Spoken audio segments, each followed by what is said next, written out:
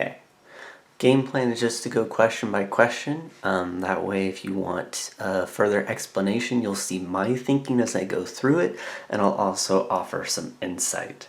So, starting with number one, right? The equation of parabola in vertex form with the given trait.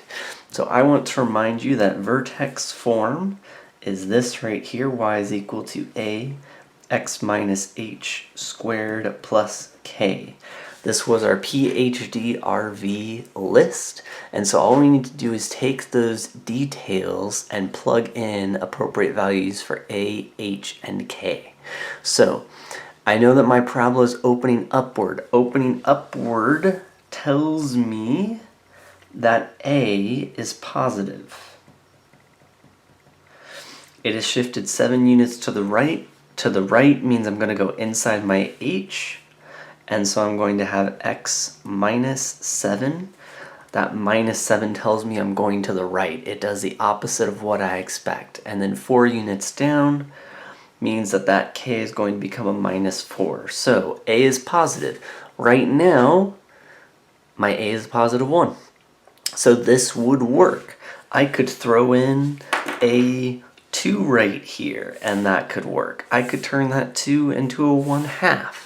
I could turn that 1/2 into a 0.3. It doesn't matter. So long as this number in front is positive, the rest of it will work. And that will be your answer for part A. Now part B says that we are stretched vertically by a factor of 2. So now that means my A value is a 2. I have no choice in that.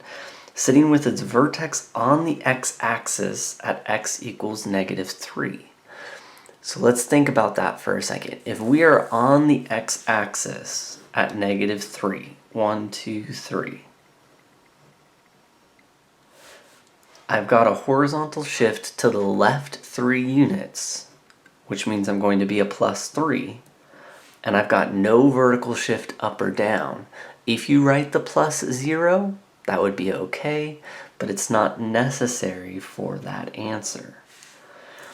Finally, part C, we are opening downward. That opening down tells us that A is negative.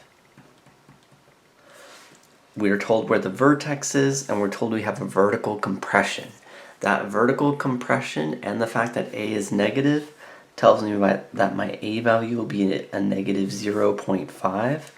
And then my vertex is my H and K.